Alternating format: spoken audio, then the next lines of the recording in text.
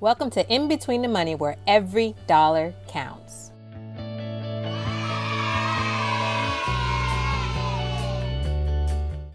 Hey guys, I know it's been a while since I've done a video. I just been going through the motions here, trying to save where I can. So I just want to give an update on how my no spend challenge went. It was an epic failure.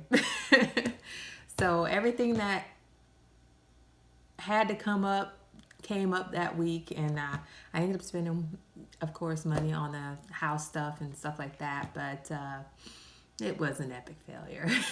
So the only thing you can do is, get back on the horse and try to go again. And I've been feeling so itchy on the trigger finger to buy stuff right now. It's all emotional. Most of the spending that we do is emotional. So I want pretty things right now, and it's so hard. I've been phantom shopping. What I call phantom shopping is when you go and you look at all the websites and you see all the clothes that you want and you put them in your cart, but you don't buy them. I did that for about 8 websites last night. Got carts full of stuff that I just haven't bought, and I guess I feel a little bit better, but I guess I still want it. And I'm trying to use the 3-3-3 rule, which is you wait 3 days, and if you still want it in 3 days, you wait 3 more days, and if you still want it in after those 6 days, then you wait 3 more days. And if you really still want it and you feel like the things would actually benefit you, or they would work for you, then you'd get them. If not, you should delete them out of your cart, and then you can just start all over. It's a way to save money.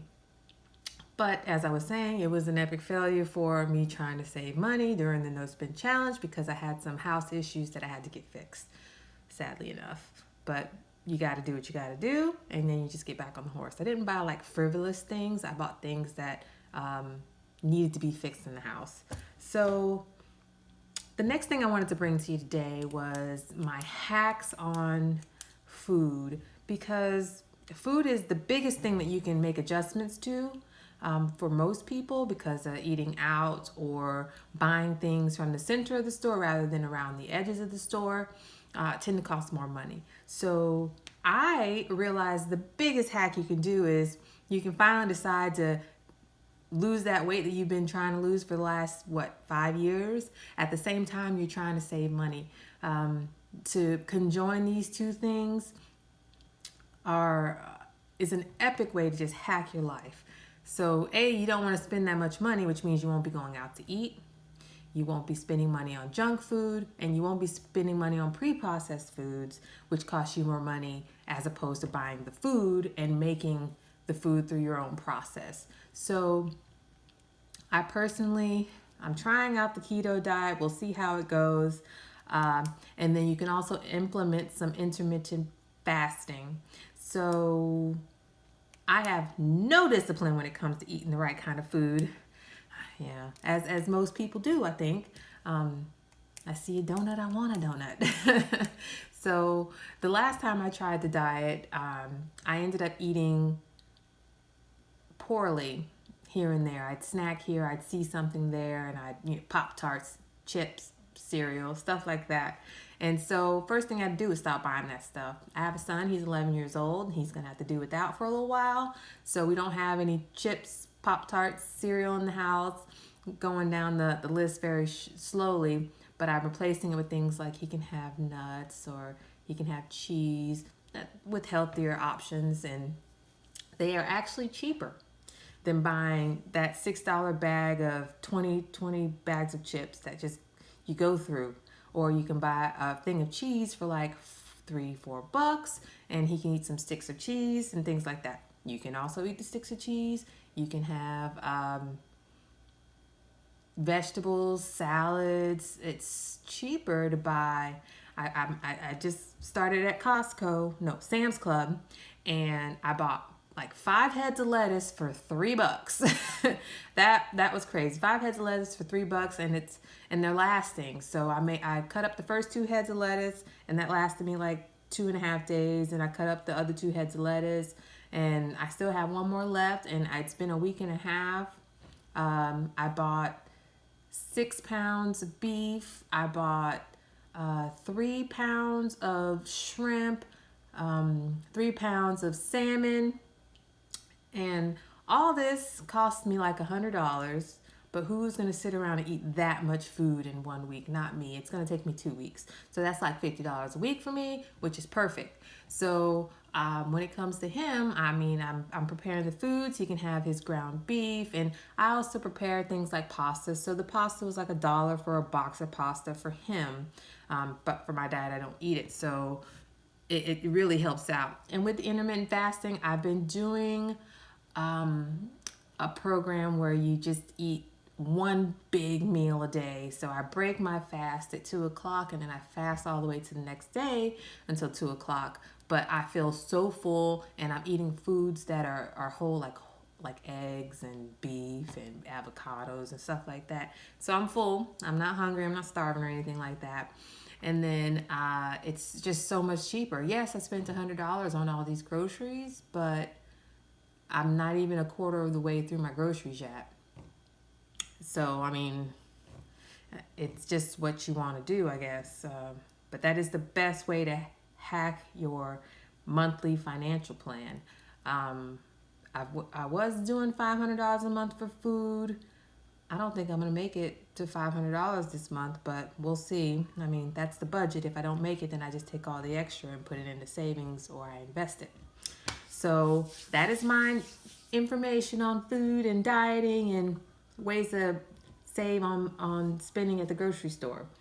I also wanted to give a shout out to an app that I've been using called Personal Capital.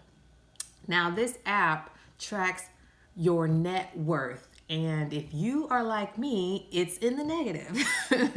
So when I use this program, I don't put in my house because I don't feel my house is liquid. So I'm not going to count that as a part of my net worth until I'm actually in the positive. If you have a mortgage on the house, I don't think there's any reason to count it in your personal net worth.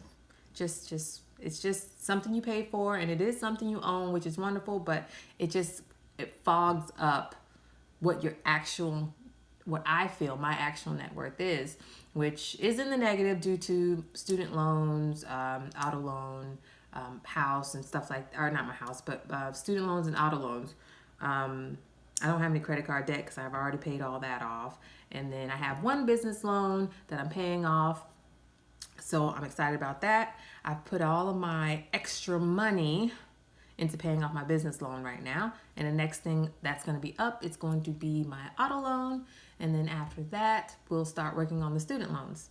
Well, I'm kind of working on the student loans now because I did apply for a waiver, a deferment, I guess you'd call it, through them for income. So it never hurts to request a deferment for income. And then what you do is you continue to pay on it, but it's not something that you're required to pay on. So now I owe $0 a month for my student loans, but I pay the interest on both, and then I throw all the extra towards the smaller one with the higher interest rate. So I plan on paying those off fairly soon. So the best thing you could do is just, try to funnel all your money and pay things off as fast as you can. So, woohoo, snowballing it, working it out. So besides Personal Capital, another app I use is Mint. It tracks and it shows you your budget and if you're overspending and stuff like that. But it's not like Personal Capital. Personal Capital more so deals with your investments and your accounts and how much money you have in there. They do allow you to do a budget, but I mean, I don't really pay any attention to it because it's kind of clunky in my opinion. But I like to see that, all of my all of my debts in one place and all of my assets in one place, and it shows me that what your net worth is. And that's what I'm working on, my net worth right now. I'm not too worried about just my transactions because I've already got that in the bag under my budget, and I've decided what I'm spending and I'm deciding what I'm not spending. Although Mint will send you notes saying, oh, you have high spending this month. Oh, you have this. Oh, you have that. I also joined Trim, and they send me text messages about my spending, which I do love, because in the event that someone gets my card number somehow, they'll send me a message saying, oh, someone just spent blah, blah, blah, blah at this place, which I love. And then I can just be like, nope, wasn't me. I can contact my bank and, stop the charges. It only happened to me once so far. And I guess it was one of those credit card skimmers on a gas pump. And then someone tried to use my card in Tampa at the Lowe's or the Home Depot or something like that. And I stopped it right immediately. And I really appreciated Trim for that. So if you have any questions, please post them below, and I can post all the links for these things for you below as well. Please subscribe so that I can keep going for you guys. And if you have any other budgeting ideas that you'd like to share with the group, you can put that below as well. And y'all have a good day. Thank you for joining me for another day in between the money. Please subscribe.